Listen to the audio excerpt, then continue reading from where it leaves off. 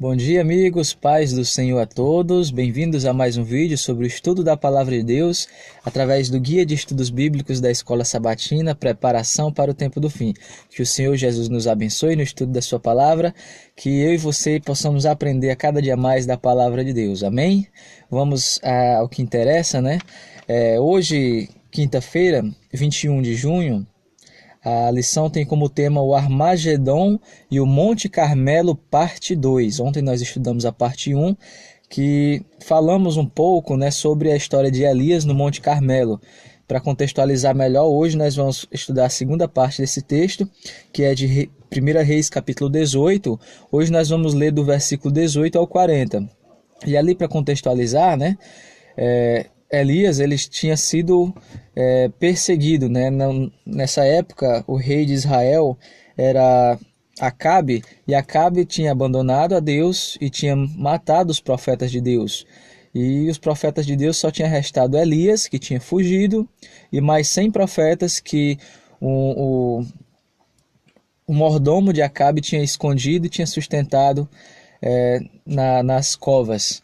E ali Elias ele volta, se apresenta a Acabe, e aí o restante do texto, que é pedido para nós lermos hoje, né, vai descrever que Elias ele propõe, olha, vamos fazer um propósito, vamos pôr à prova quem é o Deus verdadeiro. E o Deus que responder com fogo, esse é o Deus verdadeiro. Se for Baal, sirvamos a Baal. Se for ao Deus dos céus, sirvamos ao Deus dos céus. E ali foi feita essa proposta. E ali no Monte Carmelo, Elias ajuntou-se contra os 450 profetas de Baal, e ali os profetas de Baal, durante a manhã até o meio-dia, né, fizeram ali o seu altar, o seu sacrifício, e clamaram a Baal. E o Deus que respondesse com fogo seria o Deus verdadeiro.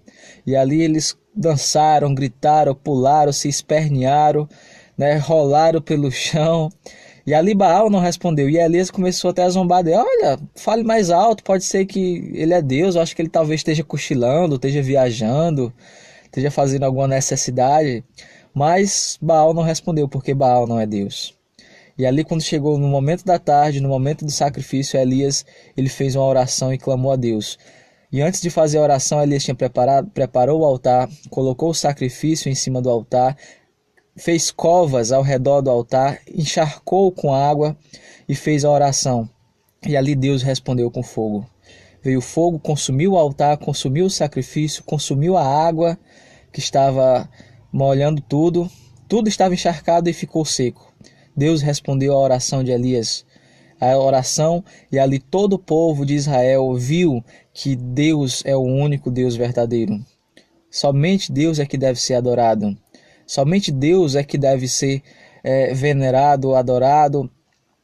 Nenhum ídolo, nenhum outro Deus pagão, Baal ou qualquer outro ser deve ser adorado. Somente ao Deus verdadeiro. E ali no final da história, no versículo 40, diz que o povo lançou mão dos profetas de Baal e mataram aqueles falsos profetas, né? Aqueles profetas que tinham pervertido o povo de Deus, que tinham enganado o povo de Deus, que tinham levado o povo de Deus a se desviar do caminho do Senhor. E aqui nessa lição, né, na qual nós temos que tirar uma lição desse episódio para o que vai acontecer no tempo do fim. Da mesma forma como aconteceu no Monte Carmelo, Elias contra os 450 profetas de Baal, né? Observe que os profetas de Baal sempre são mais, né? E a quantidade dos maus sempre são maior. Mas o objetivo dessa batalha era demonstrar quem era o Deus verdadeiro. E ali foi provado que o Deus verdadeiro é aquele que criou os céus, a terra, o mar e as fontes das águas. Os sacerdotes oraram, pediram a Baal que enviasse fogo para queimar o sacrifício. Eles gritaram, mas não responderam, porque era Deus morto, né? Era um Deus que não passava de ídolos. E a Bíblia também pede para nós compararmos com Apocalipse 16, versículo 13 a 19. Apocalipse 16, versículo 13 a 19, a semelhança entre o destino dos profetas de Baal e o destino dos falsos profetas dos últimos dias. Apocalipse 13, versículo 16 a 19. Apocalipse 16, versículo 13 a 19 diz assim: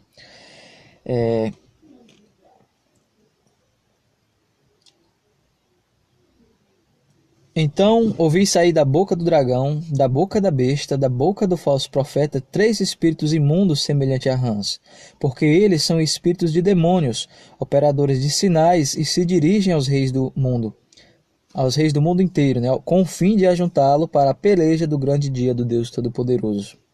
Eis que venho como vem um ladrão. Bem-aventurado aquele que vigia e guarda as suas vestes, para que se não ande nu e não se veja a sua vergonha.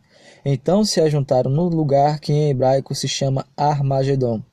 Então derramou o 7º anjo a sua taça sobre o ar, e saiu grande voz do santuário, do lado do trono, dizendo: Feito está. E sobrevieram relâmpagos, vozes e trovões, e ocorreu grande terremoto, como nunca houve igual, desde que há gente sobre a terra. Tal foi o terremoto, forte e grande. E a grande cidade se dividiu em 3 partes, e caíram as cidades das nações. E lembrou-se Deus da grande Babilônia para dar-lhe o cálice do vinho do furor de sua ira.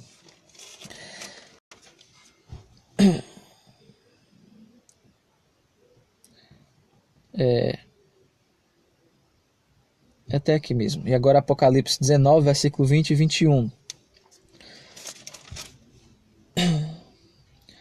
E vi a besta e os reis da terra com seus exércitos congregados para pelejarem contra aquele que estava montado no cavalo e contra o seu exército. Mas a besta foi aprisionada, e com ela os falsos profetas, que com sinais feitos diante dela seduziu aqueles que receberam a marca da besta e eram os adoradores da sua imagem. Os 2 foram lançados vivos dentro do lago de fogo que arde com enxofre. Então aqui nós vemos o destino dos falsos profetas.